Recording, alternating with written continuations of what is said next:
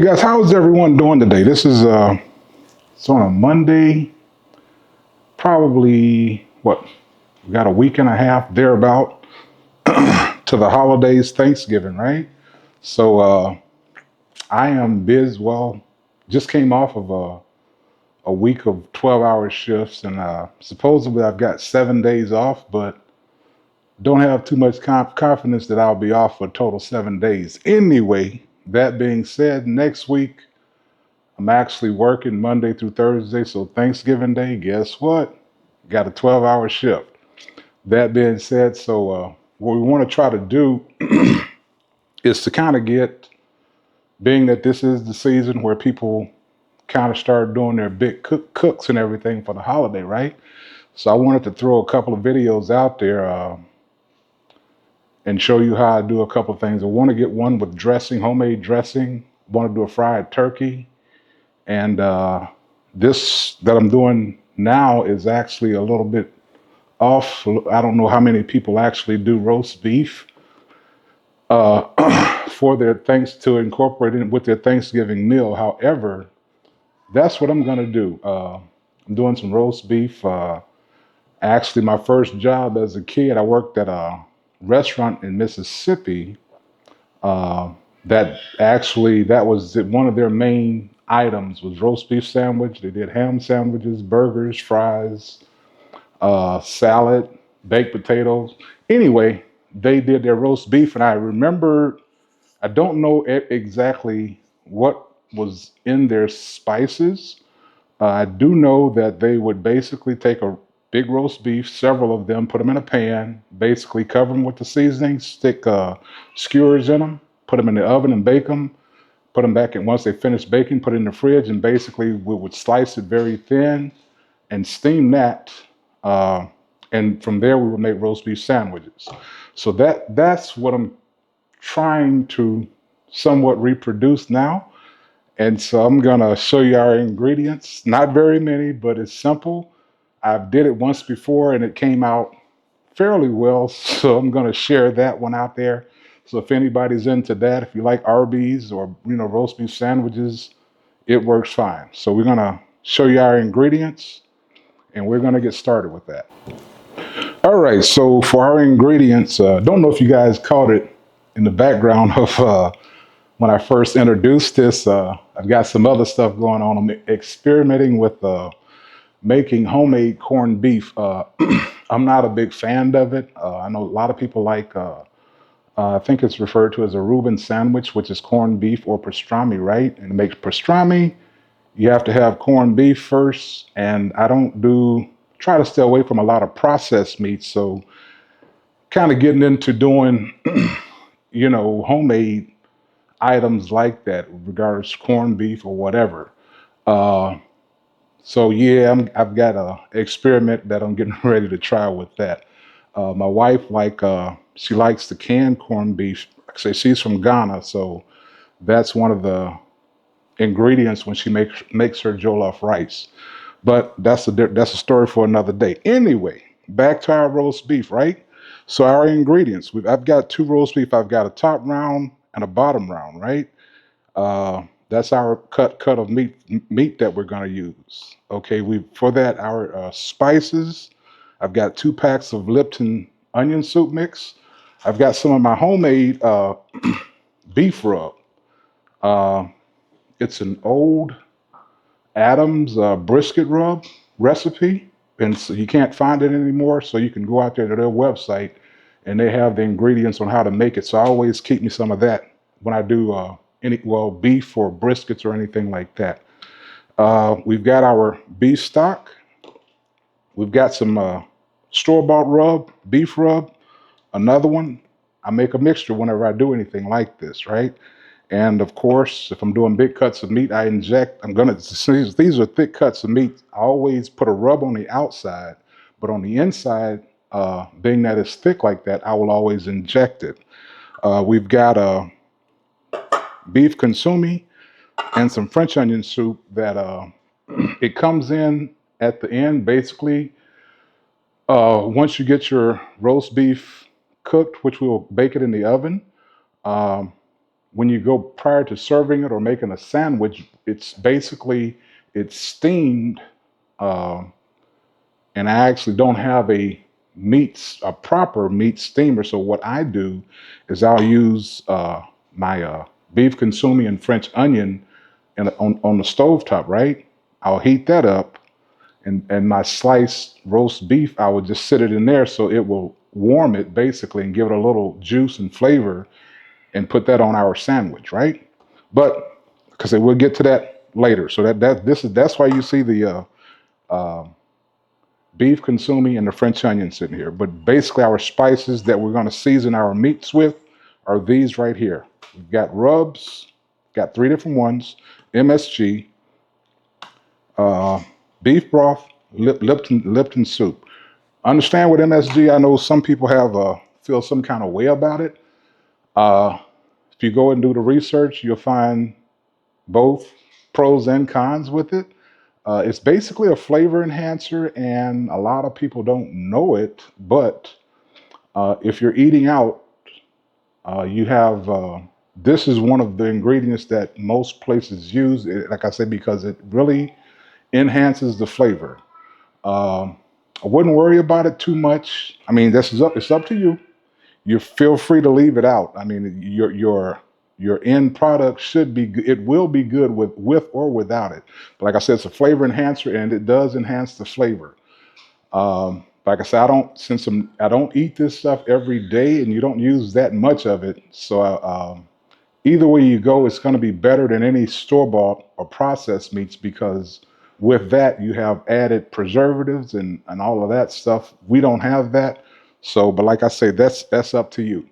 With that being said, okay, we're going to get started here. We're going to clean our meats and get our broth boiling and add our spices to that so it will dissolve.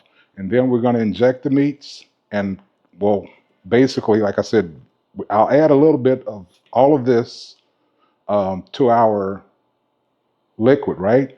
And for our outside, for the rub, I will add basically my three rubs that I have. I will definitely cover that with the rubs and let that sit overnight.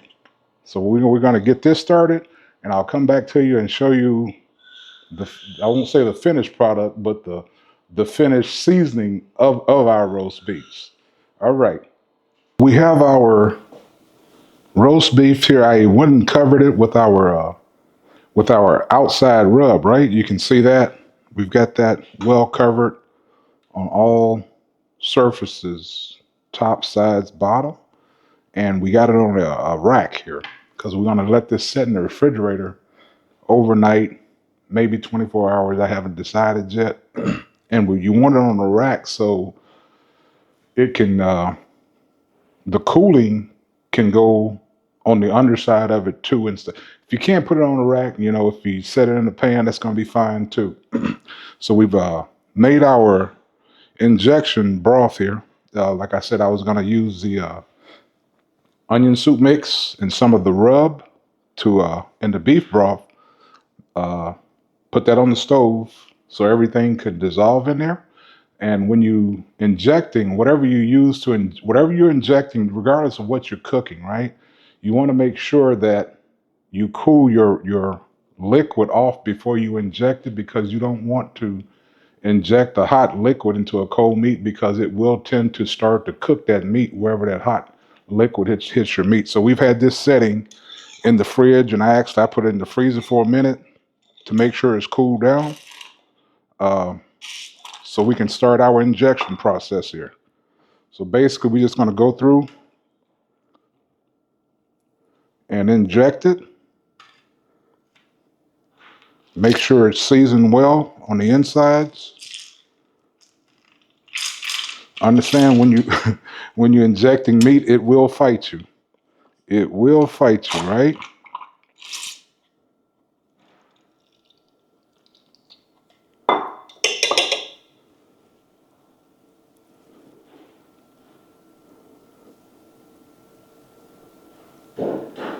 While injecting, you can definitely tell because it definitely gets tight. All right.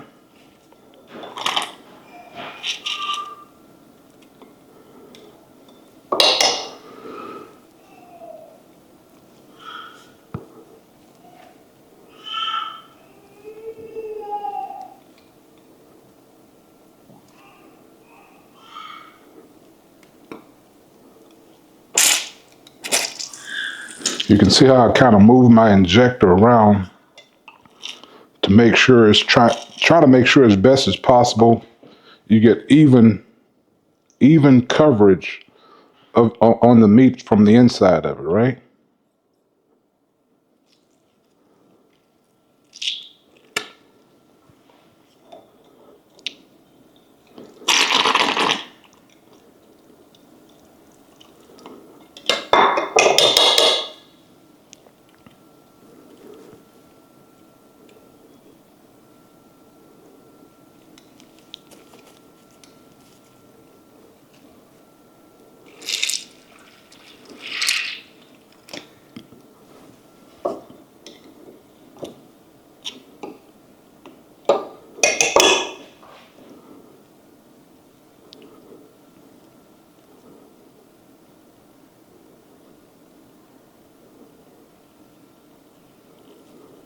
I say when you're doing this, you can see how I have my hand on it right there, and you can that meat actually tighten up.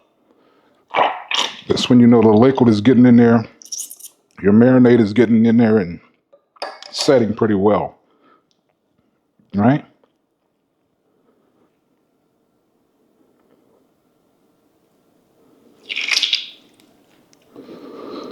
So I think I got that about where I wanted. You can see the liquid that I had in the pot to start is now it's all into that roast beef there, and so now it's just a matter of taking that, putting it in the refrigerator, letting it marinate, and we'll come back, basically put it in the oven and bake it.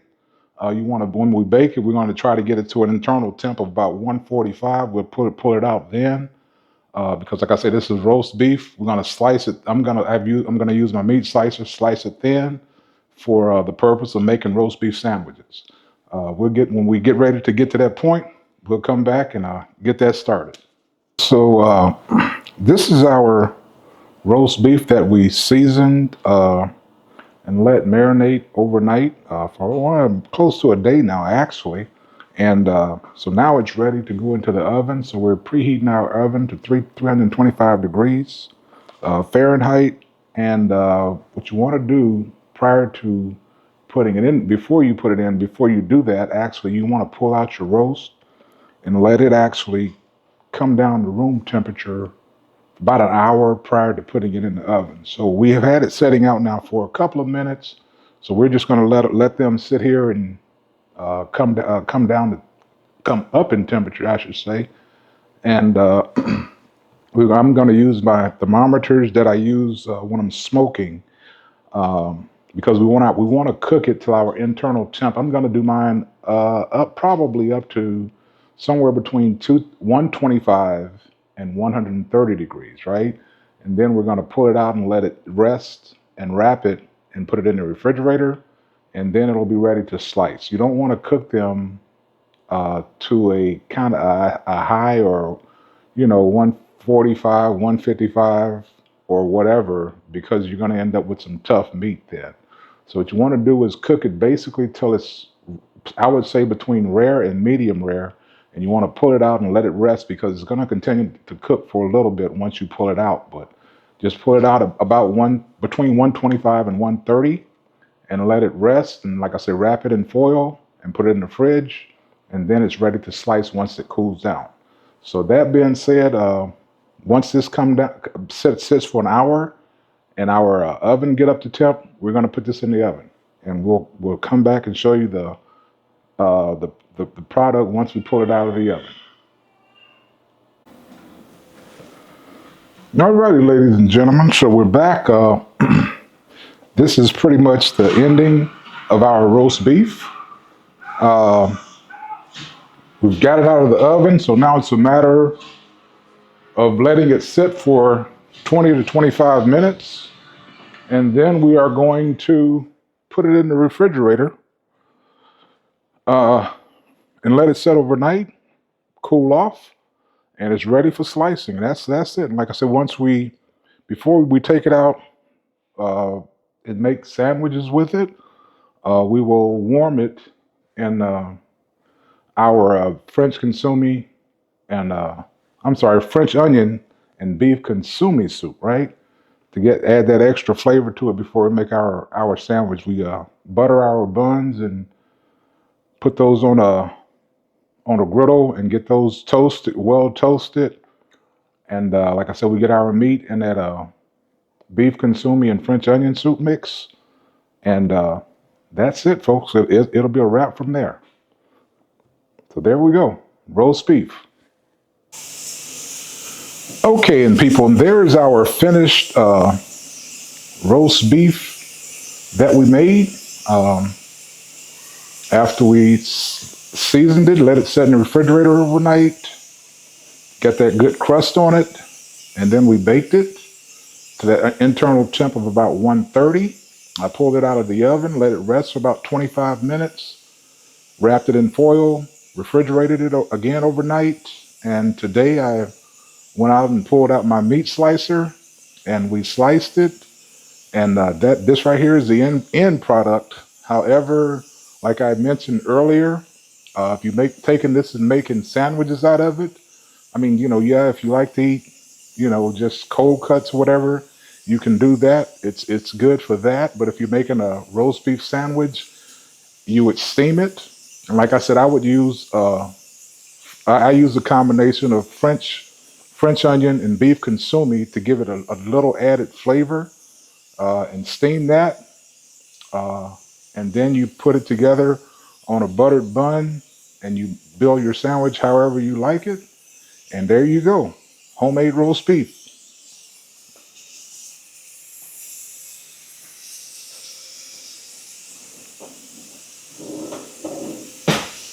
Just to see if I can show you the thickness of it. Right? That's what we have. Nice and thin sliced, healthy homemade roast beef. Hope you guys enjoy it.